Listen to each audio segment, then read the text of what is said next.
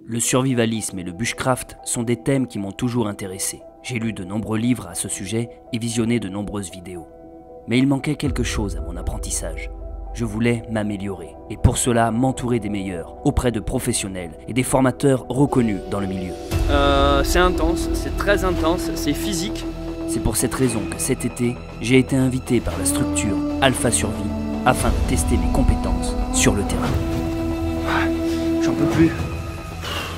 Je vous jure, je vais craquer. Si quelqu'un voit cette vidéo, qu'il vienne m'aider.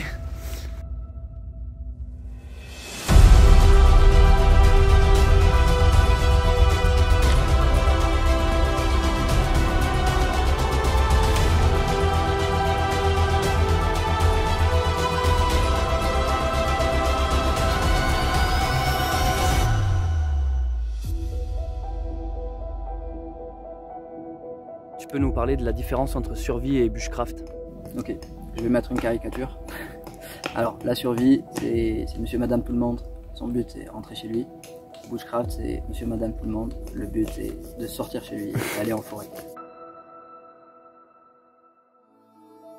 Salut tout le monde, bienvenue dans cette nouvelle vidéo qui va être particulière et différente de celle que je propose d'habitude sur ma chaîne YouTube Bunker Sauvage. Je m'appelle Céleste Grant et je suis accompagné de Suzanne, de l'Instant Vagabond, de la chaîne L'Instant Vagabond. On se retrouve tous les deux dans la forêt, dans le sauvage, parce qu'on a été invités pour participer à un stage bushcraft. C'est-à-dire qu'on va passer plusieurs jours en pleine nature avec très peu de choses. On a le couteau, on n'a même pas de tente, on va se fabriquer notre abri. On va par exemple apprendre à faire du feu, apprendre à trouver de la nourriture, reconnaître les plantes sauvages, fabriquer des abris. Je vais vous amener avec moi tout au long de cette semaine. C'est un expert qui nous encadre, c'est un formateur. Il s'appelle Dany, il est avec nous. Là on est le premier jour au moment où on tourne cette intro. Là on est lundi, c'est ça? On est lundi. Il y a d'autres stagiaires avec nous, il n'y a pas que Suzanne et moi. Abonnez-vous à sa chaîne. Et abonnez-vous à la mienne. Allez, c'est parti, je vous souhaite une bonne vidéo. Bon, par où commencer? Le stage était tellement intense que j'ai trop de choses à vous raconter. Je pense que le mieux est tout simplement de vous présenter, jour après jour, tout ce que nous avons vu. Cela vous donnera une idée de l'ampleur du stage. Pour commencer, je vais vous parler du campement, de l'endroit où nous nous sommes établis, non loin du parc régional du Pilat, dans la région Auvergne-Rhône-Alpes. Vous pouvez voir que plusieurs structures sont déjà montées, telles qu'un tipi ou des chaises en bois, des meubles et autres abris qui étaient déjà présents avant notre arrivée. Dans un premier temps, tous les objets que vous voyez là, comme je vous dis, là c'est le premier fabriqués jour par d'autres stagiaires avant nous. C'est donc ici que nous allons passer la semaine. Donc là on arrive sur le camp, là où on va passer toute la semaine. Je vous ferai une visite du camp plus détaillée, mais là par exemple c'est les toilettes. Bon, alors les toilettes, c'est un seau tout simplement avec de la sciure de bois. Voilà, ils ont juste tendu une bâche. Je dis ils parce qu'en fait ça c'était déjà installé avant qu'on arrive, c'est pas nous qui l'avons monté. Voilà, une bâche tendue, et après bah, tu chies quand même au grand air, ce qui est fort agréable j'imagine. J'imagine, genre si c'est l'a jamais fait. Non, moi j'utilise des chiottes chimiques qui ont des duos. Une des premières choses à faire lorsqu'on arrive dans un camp, c'est bien sûr de se présenter au groupe. C'est pour cette raison qu'en début de stage, nous faisons les présentations. Chaque personne explique rapidement son parcours et ses attentes vis-à-vis de cette semaine. C'est l'occasion de se découvrir et de créer ce qu'on appelle une cohésion de groupe. Quitte à passer une semaine ensemble, autant se connaître. Un peu plus tard dans la matinée, nous exposons nos sacs à dos. En effet, la différence entre le bushcraft et la survie, c'est que dans le bushcraft, nous avons le droit, entre guillemets, d'apporter certains outils. Chaque stagiaire expose donc l'intégralité de son sac et Dany, le formateur, nous donne des conseils afin de les améliorer. On termine bien sûr par la présentation de son propre sac à dos, un sac à la fois utile dans un mode survie ou dans une optique de bushcraft. Ouais, si je laisse un truc. Alors, j'aime pas du tout laisser des choses traîner à l'extérieur. Pas de temps à perdre pour ce premier jour, nous rentrons directement dans le vif du sujet. Ayant récupéré la fourrure d'un lapin, nous allons apprendre à traiter le cuir et à tendre la peau afin de confectionner des vêtements. Dans une optique de rien jeter, cela nous montre qu'en plus de nous nourrir, un animal peut aussi nous habiller et nous protéger. Nous apprenons à fixer la peau autour d'un cadre afin de la tendre et de la faire sécher pour ne pas, bien sûr, qu'elle pourrisse. Dany, le formateur, nous montre les différentes techniques pour tendre une peau et chaque stagiaire, un à un, venons participer. Il est conseillé ensuite d'exposer la peau au soleil et d'y appliquer une grosse couche de sel afin de la déshydrater et de l'aider à sécher. petits bouts, monsieur le parrain. Celui-là, c'est un petit. Ça, c'est pour manger tout ça. C'est bon. C'est bon, je peux cracher, c'est bon. Je mange du foie de lapin qu'on vient de préparer. C'est donc aussi l'occasion de manger certaines parties de l'animal que l'on n'a pas l'habitude de consommer. Ça me rappelle mon ex. Oh. Bon, c'est pas le tout, mais la journée avance et la nuit approche à grands pas. Il est temps que l'on apprenne à construire nos abris. On commence tout d'abord par voir différentes manières de faire des nœuds. Pour ma part, c'est un des ateliers que j'ai préféré, tout simplement parce que c'est l'atelier où j'ai le plus de lacunes. Je vais refaire mon double 8. Je passe pas au milieu. Je plie, ok. Je fais un tour complet. Et je passe à l'intérieur. On a beau me montrer 15 000 fois les nœuds à faire, je n'y arrive pas, mon cerveau refuse d'enregistrer. Et c'est ce qui fait que j'étais très attentif et je tentais de reproduire à l'identique les nœuds que le formateur nous montrait. Bon, honnêtement, à force de répétition, je finissais par y arriver. Mais au moment où j'enregistre cette voix, le tournage a eu lieu depuis quelques mois, j'ai tout simplement déjà tout oublié. Faire des nœuds dans le monde de la survie et du bushcraft permet à de nombreuses choses. Déjà, tendre des cordes, comme par exemple ici ce qu'on appelle la faîtière, l'équivalent d'une poutre principale de la charpente d'une maison, sur laquelle on pourra venir poser notre tarpe et faire donc notre abri. Nous voyons ensuite que les nœuds permettent aussi d'assembler des objets entre eux, comme par exemple ici plusieurs bouts de bois afin de confectionner différentes structures. Dans cet exemple, nous avons une construction en trépied en forme de tipi qui nous permettra de cuisiner et un autre nœud qui nous permet également de régler la hauteur de la popote afin de choisir une cuisson plus ou moins forte sur les flammes du foyer. Voilà. Ah oh. C'est vrai qu'il va essayer en avec la corde qui est déjà là-bas. Alors tu prends celle-là qui est d'ici. C'est pareil, hein, là. Maintenant, voyons les différents abris qu'il est possible de mettre en place simplement avec une bâche ou un tarp. On nous montre donc différentes méthodes pour mettre en place un abri de manière rapide et efficace. Différents pliages qui prennent la forme de canadiennes, de tentes, de tipis et qui sont autant de possibilités de protection en fonction de diverses situations. Qui dit tente dit forcément sardine. C'est pour cette raison qu'on a droit à une petite séance sculpture pour apprendre à confectionner nos propres sardines à partir de branches. Ça vient bloquer la corde, sinon ça aussi ça fait une sardine. Je coupe une branche et ça fait une belle sardine, ça marche bien. Ensuite les encoches en V, pour les faire il y a plusieurs méthodes. Si on est précis à la hache, tac tac tac tac, et c'est réglé. Ou sinon je viens faire un trait de scie au milieu. Le formateur en profite à ce moment-là pour nous montrer différents types d'encoches. Ici la corde, elle fonctionne dans un seul sens. Elle ne monte pas comme ça. C'est donc au tour des stagiaires de reproduire les différentes encoches qui nous ont été présentées et de pouvoir ainsi construire notre abri dans n'importe quelle situation. Je profite d'un léger temps libre pour m'intéresser à un objet qui était présent et qui m'intriguait depuis le début du stage. Je parle d'un banc à planer. Une sorte d'espace de travail entièrement fabriqué en bois, sans vis ni clous, un outil qui permet de dégrossir le bois, d'enlever de la matière et d'écorcer les branches. J'utilise pour cela la plane.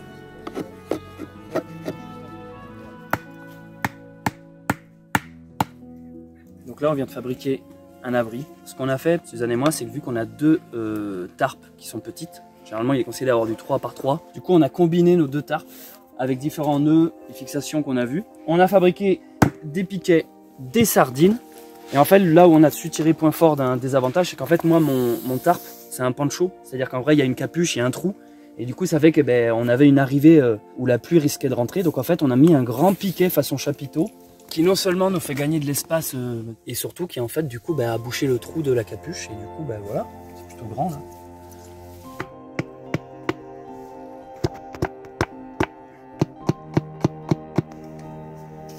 Ça bougera pas sauf si on respire fort.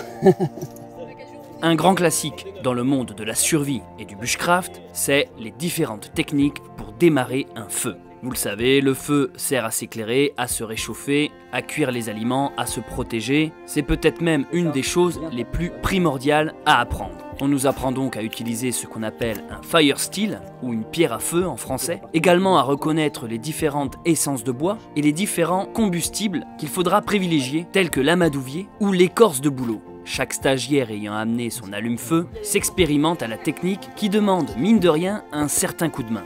En réalité, il y a plusieurs méthodes pour allumer un feu. Le formateur nous partage donc ses préférés. Chaque stagiaire ensuite essaye de faire son propre foyer. Alors Sacha, tu t'en sors? J'ai l'impression que ça va. T'as réussi? T'as fait avec ta pierre à feu du coup? Non. Ah, avec de l'essence et un briquet, d'accord.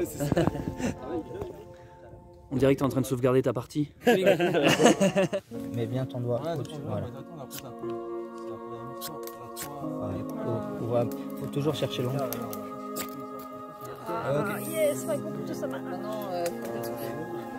On apprend aussi à isoler le feu du sol, à protéger l'environnement dans lequel nous allons faire le feu, à découper du bois, à faire des bûchettes, bref, à allumer et conserver un feu de camp. La fin de cette première journée approche. Il est donc temps de se restaurer, de manger et d'aller enfin se coucher. Car la semaine n'est pas près d'être terminée.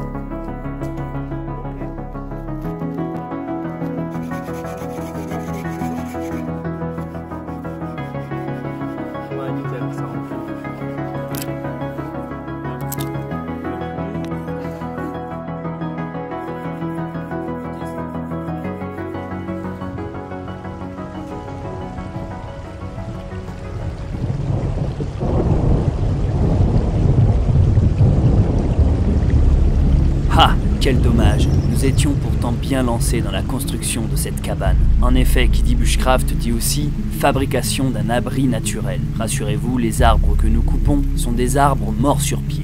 Pour ce deuxième jour, nous avons pour objectif de fabriquer une belle structure tous ensemble. Mais un orage est venu freiner notre élan. Mais c'est pas grave, une fois à l'abri, nous en profitons pour apprendre quelques techniques de sculpture, activité classique en bushcraft. Avec du bois d'érable, nous apprenons à sculpter quelques totems et le grand classique, la cuillère en bois. Cela nous fait passer l'après-midi et mine de rien, nous apprend plein de choses sur le maniement du couteau et des diverses gouges et ciseaux. Nous décidons d'attendre que l'orage passe avant de retourner fabriquer la cabane. On en profite donc pour manger et se faire une infusion à base d'épines de sapin. Ça donne un léger goût citronné à l'eau et c'est tout simplement excellent en goût et pour la santé. Comme tout bon survivaliste qui se respecte, nous récoltons l'eau de la pluie afin de la consommer. C'était d'ailleurs un de nos moyens d'hydratation principal. Bien sûr, nous filtrons et purifions l'eau de pluie avant de la consommer.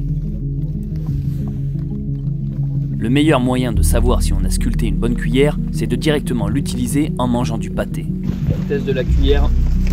Ah. Tu l'as attaché pour la douleur. Je suis en train de la huiler là. Nous allons passer une bonne partie de l'après-midi à attendre que la pluie se calme. Et en attendant, je vous propose de faire connaissance un peu plus avec Dany, le formateur. Du coup Dany, salut. Salut, Merci pour l'invitation à Alpha Survie. moi c'est Dany, j'ai 35 ans. Donc Alpha Survie, c'est une structure qui existe depuis 2019 et on est spécialisé dans la vie et la survie en forêt. on propose des stages de survie et de bushcraft. L'idée de base, c'était partage de connaissances. Je trouve qu'on a perdu beaucoup de connaissances par rapport aux générations qui nous ont précédées. J'ai grandi de base dans une famille qui était très autonome, de grands-parents agriculteurs, de parents qui faisaient pratiquement tout par eux-mêmes. J'ai fait une formation en biologie, donc j'ai un master en physiologie animale. Je suis moniteur d'escalade. Et la dernière formation que j'ai faite, c'était en vannerie. Ici dans la Loire, on est 3 formateurs. Alors je ne sais pas si c'est le Covid ou pas, dans tous les cas il y a un côté positif parce que les gens se rapprochent de plus en plus de la nature, ils font beaucoup plus de sorties, donc ils cherchent beaucoup plus l'autonomie. La survie, c'est qu'il va récupérer tout ce qu'il peut, il va transformer un objet pour le rendre utile. Le bushcraft, comme c'est une décision anticipée, donc la personne, elle se prépare avec son matériel, mais le but c'est d'aller crafter, d'où le bushcraft, c'est d'aller fabriquer des choses avec les éléments de la nature. Et dans tous les cas, pour les 2 personnes, il y a le respect de la nature et laisser comme c'était avant. Finalement, la pluie aura eu raison de nous. Pour cette 2e journée, nous n'avons pas réussi à terminer la construction de notre cabane. Mais ce n'est pas grave. On profite de ce moment pour se divertir avec quelques musiques et un petit air de pipeau. Espérons que demain, il fera meilleur.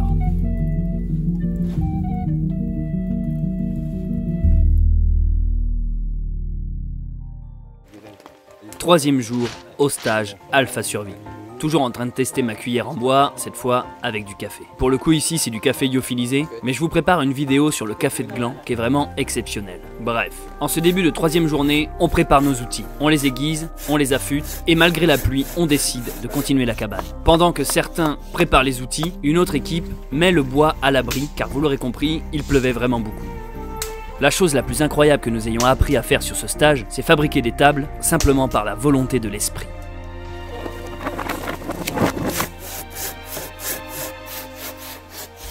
Non, bien sûr, vous l'aurez compris, en réalité, voici ce qui s'est passé.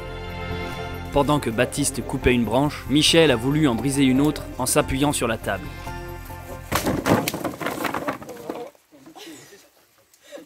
Baptiste s'est senti responsable, il pensait que c'était lui qui avait brisé la table, simplement en s'appuyant dessus pour couper sa branche. Je vais en profiter un peu justement pour vous parler des stagiaires. Baptiste, à toi l'honneur. J'ai grandi en Andorre, donc en plein milieu des montagnes, et aujourd'hui j'habite à Dublin, donc pleine ville. Ce qui m'a motivé à faire ce stage, c'est qu'en fait ça fait longtemps que j'ai quitté Andorre, donc que j'ai quitté la pleine nature, et ça me manquait. J'avais vraiment envie d'y revenir. Quoi de mieux que de faire un stage de survie où tu apprends à te débrouiller complètement dans la nature, et un stage de bushcraft où tu apprends à utiliser les éléments de la nature pour ta vie quotidienne. L'enchaînement des deux, ça te donne une super complémentarité. La différence entre les deux, donc survie, c'est plus si tu te retrouves dans une situation d'inconfort involontairement, comment t'en sortir. Et bushcraft, c'est vraiment si tu as envie de t'installer au milieu de la nature et t'isoler du monde, comment avoir une vie sur le long terme confortable. Moi j'avais toujours fait du feu avec un briquet, je savais pas qu'on avait autant de manières de faire du feu. Toutes les plantes qu'on peut utiliser dans la nature pour se nourrir, même les insectes. Je t'avoue qu'il y a 2 semaines on m'aurait dit que j'aurais mangé une sauterelle ou un grillon, je t'aurais pas cru, et finalement je trouve ça très bon. Je me dis tu vas te retrouver 5 jours dans la nature, t'as pas forcément besoin de manger pendant 5 jours. Tu peux te passer de nourriture pendant 5 jours. Tu peux pas te passer d'eau pendant 5 jours, tu peux pas te passer de chaleur pendant 5 jours. Si quelqu'un va être amené à se retrouver plusieurs jours dans la nature, les 3 choses auxquelles faire attention, c'est la chaleur, l'eau et l'hygiène. Quand on parle d'hygiène, on parle de traitement des blessures, etc. Super semaine, je vous conseille vraiment. Il y a des petits côtés d'inconfort, mais qui sont largement compensés par des journées géniales. Du confort, on en a toute l'année, on est là pour vivre des choses géniales, donc je conseille complètement. Pendant que Baptiste parlait, je vous ai montré des images de nous récoltant de la mousse directement sur des rochers. Pendant qu'on ramassait ce tapis naturel, une autre équipe a fabriqué un sommier sur lequel nous venons ensuite déposer la mousse récoltée afin de rendre le sol moelleux et plus confortable. En effet, ce sera ici la chambre et aussi la cuisine, le salon, la salle de bain, bref, une véritable tente naturelle. En même temps que le sol, on s'occupe également de la toiture. Nous avons rajouté pas mal de branchages et pas mal de poutres afin d'augmenter les supports sur lesquels nous allons venir recouvrir le toit afin de protéger cette cabane, car finalement c'est le but d'un abri. Quelques réglages ici et là, des sardines pour consolider le tout, le lit est terminé. Et une autre équipe est partie ramasser des branches de genêt afin de commencer à couvrir le toit. En fonction de l'environnement où vous vous trouvez, plusieurs branches et feuillages peuvent faire l'affaire. Ici, dans ce coin, c'est le genêt que nous avions à profusion. Pour l'attacher à la structure, il était important d'avoir rajouté non seulement des branches horizontales, mais également des ficelles sur lesquelles nous venons les placer à la manière de tuiles ou d'ardoises. Il y a une certaine technique proche de la vannerie. Le seul problème, vous l'aurez compris, c'est qu'il en faut vraiment beaucoup. Bah déjà là on va passer la forêt. C'est vrai que ça a l'air rien mais ça consomme énormément de... Ouais. Je profite que tous les stagiaires soient occupés pour m'éloigner un peu du groupe afin d'aller me confier à ma caméra. J'en peux plus. Je vous jure, je vais craquer. Si quelqu'un voit cette vidéo, qui vienne m'aider. Non, je plaisante bien sûr, tout va bien. Regardez-moi un peu ce magnifique temps d'automne. En plein mois d'août, 3e jour de stage de formation à la survie au bushcraft. Donc là je viens faire un peu le point parce que je me suis éloigné du groupe. J'arrive pas à vlogger trop quand il y a des gens, je me vois pas filmer ma grosse tête, dire des conneries. Non, je voulais vite fait faire le point avec vous. C'est intense, c'est très intense, c'est physique. Surtout que moi là en fait, bon alors je sais pas quand sortira cette vidéo, ce vlog. Moi je viens tout juste de terminer mon sentier Qatar. Donc si vous l'avez pas vu, je vous mets une fiche qui apparaît là-haut, un lien dans la description. En gros je suis parti 2 semaines en randonnée, en trek, bivouac, solo, en autonomie, à dormir dehors pendant plusieurs jours, sans tente. Je faisais quasiment de la belle étoile tous les soirs. Et ça a été assez physique, vous vous en doutez, et j'ai marché aussi pieds nus. Ça a duré à peu près 2 semaines, donc il y a voilà 13-14 vidéos. Là j'ai pas eu le temps vraiment de souffler, que j'ai enchaîné directement avec le stage. J'ai même pas eu un jour entre les deux, un jour de pause. Et donc là, j'accuse le coup, hein. En plus on est en altitude, je crois qu'on est à 1002-1003 ici. Dans le froid, dans la pluie, à dormir par terre alors que tu t'es déjà enchaîné 2 semaines de rando. Bah attention, c'est cool, hein. Mais du coup je ressens le côté physique. Pour le coup, ce qui est excellent aussi, c'est le côté formation. Tu vois vraiment tous les aspects du bushcraft. Donc là en fait nous on a plutôt choisi bushcraft que survie, mais il y a des ponts qui se font entre les deux, c'est à dire que ce qu'on apprend en bushcraft c'est fort utile en survie. En plus avec nous on a une personne qui a fait le stage de survie quelques jours avant, donc en fait elle nous apporte des compléments. J'ai l'impression que le stage est vraiment complet, on voit tous les aspects, même des trucs que moi je connaissais déjà. Je vois une autre manière de faire, donc ça me l'améliore. Aussi il y a des termes, il y a des trucs que je fais sans connaître les mots, les expressions. Pour l'instant très bonne expérience, là on est à peu près à mi-parcours, hein. Il me reste encore la fin de semaine. Là je crois qu'on est au jour 3, je sais même plus, je suis déphasé. Voilà, donc c'était pour faire avec vous un petit point à mi-parcours. À mon retour sur le camp, alors du coup vous avez réussi à vous réinstaller? je constate que la pluie est toujours là. Ça vous va? Vous sentez que vous allez être bien là? Et que la toiture n'a pas été terminée. Mais ça c'est normal, il faudrait plusieurs jours. À l'intérieur, ceci dit, 2 des stagiaires se sont installés pour passer le reste de la semaine. Ils ont tendu leur tarpe et gonflé leur matelas directement sur le tapis de mousse. Putain, vous avez la meilleure baraque les gars. Je pense que c'est officiellement eux les mieux installés sur tout le campement. Le reste de la journée se passe plutôt bien. Le beau temps est revenu et je décide de préparer le repas de ce soir avec une de mes spécialités, la pizza aux orties. Heureusement, un stagiaire avait amené de la farine et un autre de la tomate. Pour le reste, j'ai ramassé des orties que j'ai ébouillantées afin de leur retirer le côté urticant et un des stagiaires décide de m'envoyer de la sueur de bois pour participer. Ah, tu veux que je me pousse peut-être? Attends. Non, c'est pas ça, c'est que je recevais de la... Je me demandais ce que c'était, je croyais que c'était de la farine, mais en fait c'était toi. Mais elle est très bonne hein, cette sueur. Hein. Ah bah ouais, nickel alors. C'est de l'érable, non? C'est du bio, bon c'est bon. C'est de l'érable. Une pizza aux orties et au fin copeaux de bois, ça c'est du survivalisme. Cette fin d'après-midi est plutôt douce, chacun vaque à ses occupations. Je prépare à manger, d'autres peaufinent leur cuillère en bois, certains fabriquent des petits jouets, des sculptures, ou d'autres encore, comme Thierry, taillent un lance-pierre en forme de tête de cerf. Je fais semblant de donner un coup de gouge pour la vidéo. Oui, je vais pas faire semblant parce que bah. j'en ai besoin vraiment. Je rajouterai de la 3D ou un truc. T'occupes. Je te rajouterai du sang sur la main. Je te rajoute. On sait pas pour. D'autres stagiaires, comme Aloïs, font carrément du tricot au crochet. D'ailleurs Aloïs, à ton tour, parle-nous un peu de toi. Ben, je m'appelle Aloïs, j'ai 27 ans, je viens de Normandie, je suis costumière pour le théâtre. En fait je connaissais pas trop le bushcraft, c'est mon frère, en fait je lui ai payé le stage pour son anniversaire et on voulait faire un truc ensemble, donc voilà, c'était surtout une grosse découverte pour moi. Je suis très attirée par la vie dans la nature et de vivre sur un terrain un peu en autonomie. Je trouvais que le bushcraft c'était une bonne approche pour apprendre à utiliser des outils, vraiment à toucher un peu à tout ce qui est autour de la nature. Il y a vivre à la campagne et vivre avec la nature en fait, pour moi c'est 2 choses différentes et j'avais envie de beaucoup plus de connexion relation avec la nature, à mieux connaître mon environnement, à savoir me débrouiller. Moi, j'ose pas forcément essayer des choses, utiliser des outils comme tailler du bois à la hache et tout ça, c'est quelque chose que j'ose pas du tout. Et là, ça me donne plus de l'autonomie en fait. Qu'est-ce qui m'empêche d'essayer ? Et en fait, j'ai réussi. La cartographie, c'est quelque chose que je connaissais pas du tout. Je me rends compte que je savais vraiment pas lire une carte en fait. Comment utiliser une carte, utiliser une boussole. En fait, tous les ateliers m'ont carrément plu. Je pense que c'est un état d'esprit en fait. Si tu pars en te disant ah, ça va être dur, on va mal dormir, on va mal manger, on va avoir froid et tout, ben tu profites pas, tu bloques là-dedans en fait. Que si tu te dis bah ça fait partie de l'expérience et peut-être des fois oui je vais avoir froid. Moi j'ai eu froid, la nuit j'ai pas bien dormi, mais c'est pas ce que je vais retenir du tout en fait.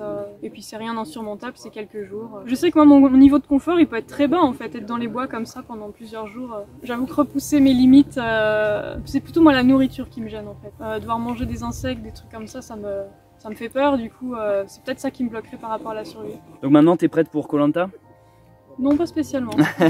En effet, j'ai posé cette dernière question à Aloïs, tout simplement parce que Dany, le formateur, a eu l'occasion, pendant ses différents stages, de former certains participants de la célèbre émission télévisée Koh-Lanta. Et je trouvais cette anecdote fort intéressante. Bon, rassurez-vous, à ce stage, on ne mange pas que des insectes, mais aussi des pizzas fait maison. Avoue, t'es jaloux, elle paraît tout simplement super bonne. Et devine quoi ? Elle était. Après avoir empoisonné tout le groupe, après avoir nourri tout le groupe, la pluie est revenue en cette fin de journée. Mais cela nous a permis de passer une nouvelle fois la soirée auprès du feu, à se réchauffer et se raconter des histoires. Et c'est ainsi que ce 3e jour de stage s'achève.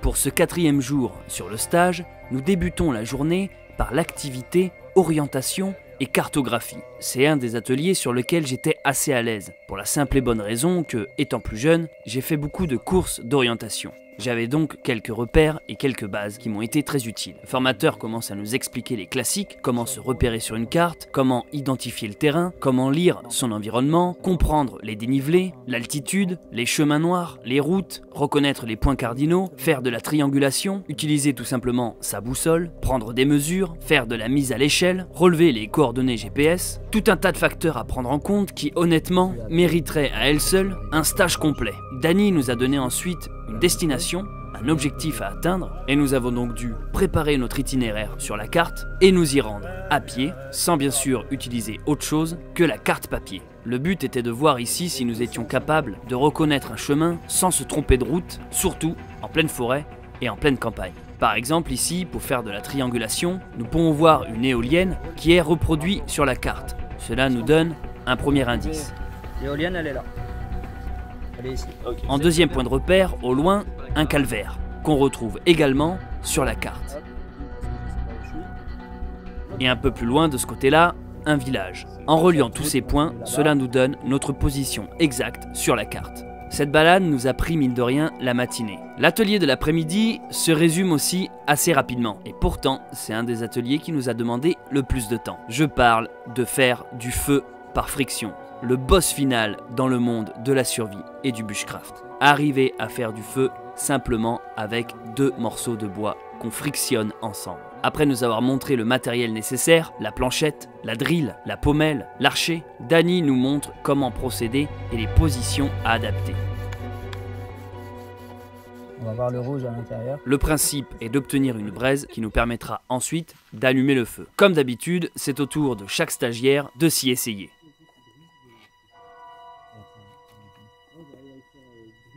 Vous allez peut-être pas me croire, mais cette méthode, je ne l'avais jamais réellement pratiquée. Je la connaissais en théorie. Et pourtant, voici ce qui s'est passé dès mon premier essai. Ça fume. Ah putain, ça fonctionne bien là. Oh la vache.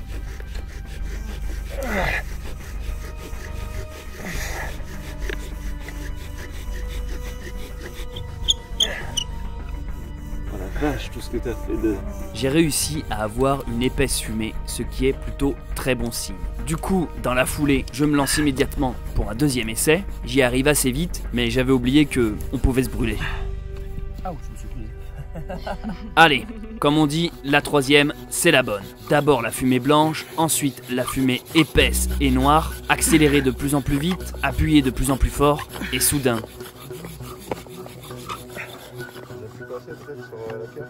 Ah c'est bon. La braise. Je crois que j'ai une braise, c'est parti. Ouais, ça allait. Ah putain, yes, c'est bon. Ah, trop bien. Ah ouais, elle est grosse en plus. Ouais. Ah, par contre, ça m'a tué. Cette braise, en réalité, ce n'est que le début. Il faut ensuite la mettre dans ce qu'on appelle un nid d'oiseau, préparé au préalable avec des herbes sèches et autres feuillages, dans laquelle nous venons souffler à plusieurs reprises afin d'apporter l'oxygène et que ce petit fagot de paille finisse, après plusieurs minutes, par enfin s'enflammer. Ça y est les amis, nous venons de faire du feu par friction, une méthode ancestrale que j'affectionne particulièrement pour faire du feu. Ayant réussi à faire du feu avant tout le monde, je viens narguer mes camarades qui, semble-t-il, galèrent légèrement. En réalité, j'ai réussi à faire du feu assez rapidement, non pas parce que je suis doué, mais simplement parce que j'avais de bons outils. Depuis que je suis rentré de ce stage, j'ai repratiqué cette méthode de nombreuses fois. Et les fois où j'y suis le plus arrivé, c'est lorsque j'avais dans les mains un bon archer. En effet, pour ma part, c'est l'archer qui fait tout le mouvement dans cette méthode. Voyons voir comment les autres stagiaires s'en sortent. Ah, ça fume. Et ça fume en haut, toi. Ça fume en... il fume pas... C'est con comme truc, il fume pas en bas, mais il fume en haut, putain. Il arrive même pas à fumer en bas. T'inquiète pas Thierry, tu vas y arriver. Est-ce que tu peux en attendant nous parler un peu de toi ? En fait, moi je fais déjà de la randonnée bivouac, moyenne montagne.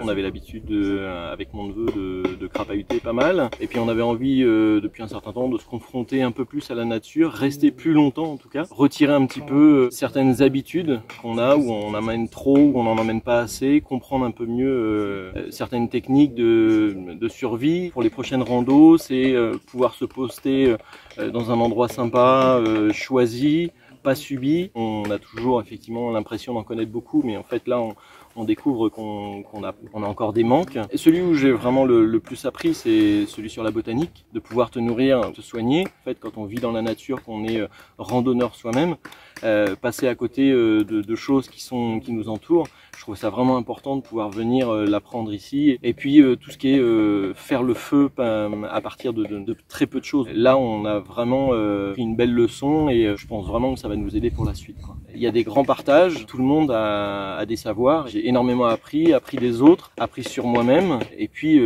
bien sûr, partager ses connaissances, c'est toujours quelque chose d'hyper important. On a partagé sur l'ébénisterie, la sculpture, des choses comme ça, mais moi, j'avais jamais sculpté d'animaux auparavant à partir d'un bois, d'un tronc d'arbre. J'ai encore appris alors que ça fait plus de 35 ans que je pratique le métier. Comme quoi, on apprend vraiment à tout âge. Alors là, en fait, je suis en train de débiter du bois gras. C'est un résineux qui va permettre, en faisant des petits copeaux, d'allumer un feu. Et c'est un bois qui prend très très bien, qui est chargé en résine très fort. Avec la pierre à briquet grattée dessus, on va arriver à dégager en fait à un moment donné une flamme. On a ça en forêt, on passe à côté, on l'ignore totalement. Et là, il n'y a pas besoin de le faire sécher, il n'y a pas besoin de le préparer longtemps à l'avance. Il suffit juste de le fendre et puis de faire des petits copeaux avec. Et c'est ainsi que cette 4e journée au stage se termine. Comme toutes les autres, elle a été très intense et nous sommes bien contents de pouvoir enfin aller nous coucher. Demain sera notre dernier jour. C'est parti pour cette dernière journée.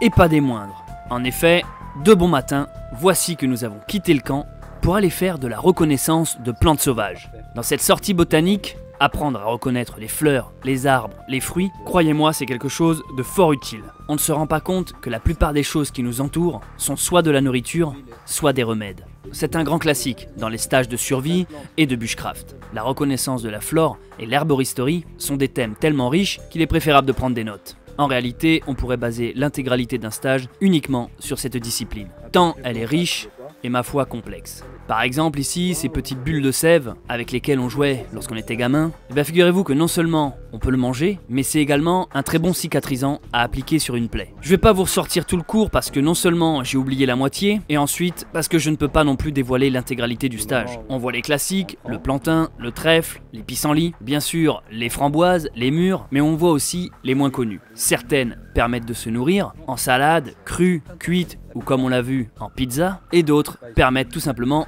de se soigner. Les maux de ventre, les maux de tête, les blessures, il ne faut surtout pas jouer à l'apprenti sorcier car certaines d'entre elles sont toxiques et peuvent même être mortelles. Donc si vous n'êtes pas certain d'une plante, surtout ne vous amusez pas à la prélever et à la consommer. Bien avant que l'on se lance dans l'agriculture, nos ancêtres étaient des chasseurs-cueilleurs et cela a permis à notre espèce de traverser les âges. Par exemple ici, on apprend à sortir une racine du sol, racine fort résistante, avec laquelle nous pouvons confectionner différents cordages et liens. Les objets tranchants et la ficelle sont les choses les plus difficiles à trouver. On reconnaît différentes graines, on trouve même quelques champignons, comme ici le bolet bleuissant. Un champignon assez drôle, lorsqu'on le touche, une réaction se déclenche et il devient immédiatement bleu. Lors de cette balade botanique, on en profite pour récupérer de l'écorce d'arbres, des arbres tombés au sol naturellement et qui commencent donc à pourrir. L'écorce se retire facilement et nous permettra de la travailler pour fabriquer différentes poches, sacoches, besaces et autres étuis. Il suffit pour cela de le laisser tremper un certain temps et c'est une matière qui deviendra souple